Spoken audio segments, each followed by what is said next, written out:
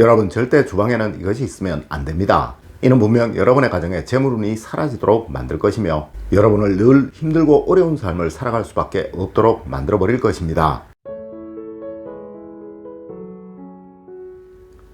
여러분 안녕하세요, 이정재입니다. 여러분 그동안 잘 계셨나요? 제가 지난 연말에 종아리에 근육이 파열되어서 이번에 수술을 받게 되어 며칠 찾아뵙지를 못하였습니다. 매일 여러분에게 도움이 되는 영상으로 찾아뵈어야 하는데 연초부터 그렇지 못해서 정말 죄송합니다. 자, 여러분, 이 주방을 풍수학에서는 집안의 재물운을 관장하는 영역이라고 말을 합니다.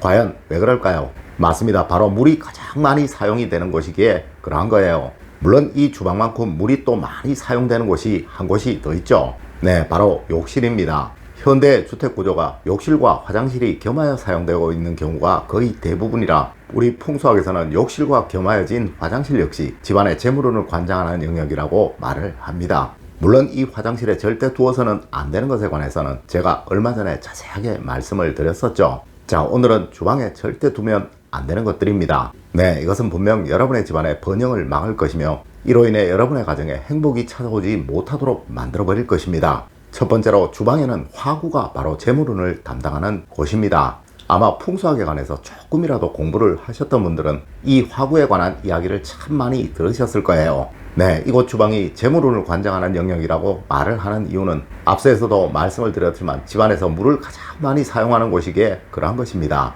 네, 이 물을 동양학에서는 재물이라고 말하고 있으니까요.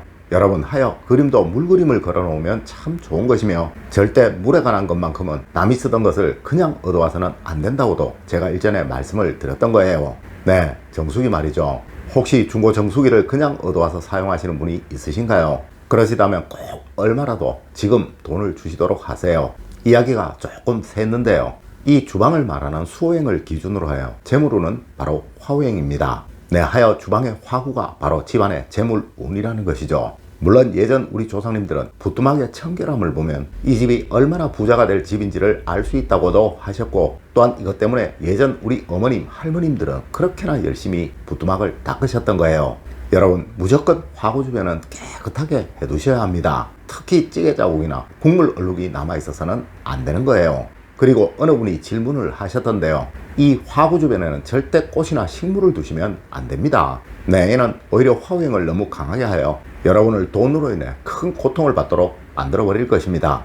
여러분, 이 동양학은 무조건 균형과 조화이며 자신의 기운이 강해야 돈이든 명예이든 또 그 무엇이든 통제를 할 수 있다고 말을 하고 있습니다. 네, 이 말은 주방 고유의 오행인 수호행이 약해지도록 만들어서는 안 된다는 의미이며 또한 적당한 화후의 정갈함이 집안의 재물운을 살아나도록 만든다는 의미이기도 한 거예요. 맞습니다. 항상 주방 화구 주변은 깨끗하게 정갈하게 하시고 이유 없이 이 화구 위에 냄비나 프라이팬을 올려놓는 일은 없도록 하십시오.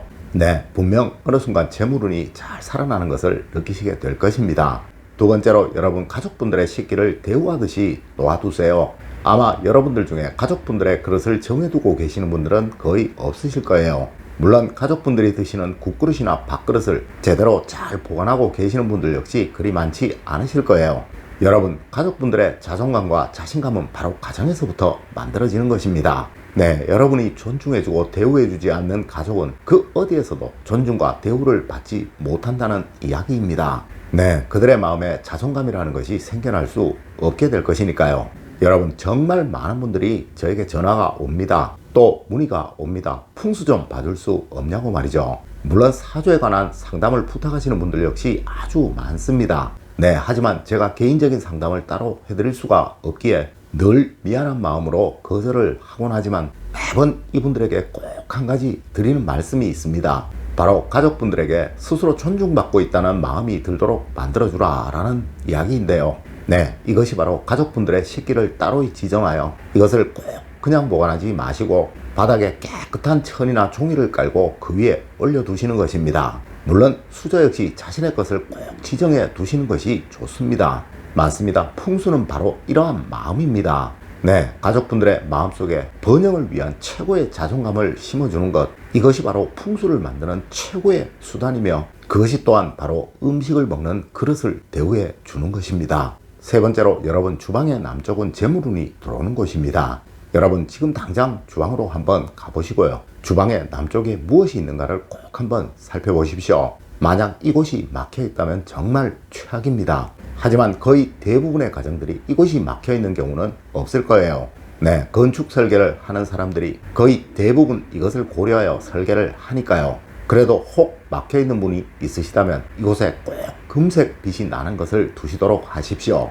네, 꿀단지를 이곳에 두시고 드시는 것도 하나의 좋은 방법입니다. 그리고 이곳이 오픈되어 있다면 이곳에는 그 어떠한 것도 두지 마시고 항상 깨끗하게 정리를 하세요. 앞서 주방의 화구가 화우행이라서 재물운을 상징하는 것이라고 말씀을 드렸듯이 이 남쪽이 바로 화우행의 방향이며 이곳에서부터 집안의 재물운이 움직이기 시작한다는 것입니다. 네, 하여 막혀 있어서는 안 된다고 말씀을 드렸던 것이고, 또한 막혀 있다면 꿀단지 같이 금빛이 나는 물건을 두라고 말씀을 드리는 거예요. 혹 이곳에 쓰레기통이나 음식물 쓰레기 등이 있다면 이거 역시 정말 최악입니다. 네, 정말 이 가정은 돈 문제로 크게 고생을 하게 될 거예요. 여러분, 남쪽 방향은 무조건 치우시고 꼭 정갈하게 하십시오. 네 번째로, 주방의 쓰레기는 꼭 제대로 처리를 하세요. 여러분, 특급 호텔의 식당에는 절대 휴지통이 없습니다. 물론 복도에도 로비에도 휴지통은 없습니다. 아마 에이 설마 라고 말씀하시는 분도 있을지 모르는데요. 네, 이분은 절대 5성급 이상의 호텔에는 가보지 못하신 분이십니다. 여러분, 특급 호텔의 휴지통은 절대 객실과 화장실을 제외하고는 없다는 것입니다. 네, 이것은 바로 부자들의 집이 그러하기에 그들의 습관과 생활에 맞춰서 그렇게 만들어 둔 것입니다. 물론 또 이런 분도 있을 거예요. 특급 호텔의 주방에는 휴지통이 있다고 말입니다. 여러분, 하지만 꼭 아셔야 하는 부분이 특급 호텔에는 주방과 식당이 따로 있지만 여러분의 가정에는 거의 대부분이 주방과 식탁이 붙어 있을 것이라는 거죠. 네, 하여 절대 식탁 주변에는 휴지통을 두시면 안 되는 거예요. 물론 주방에 있는 휴지통도 꼭 뚜껑이 있는 휴지통을 사용하시고, 뚜껑이 없는 것이라면 무조건 버리십시오.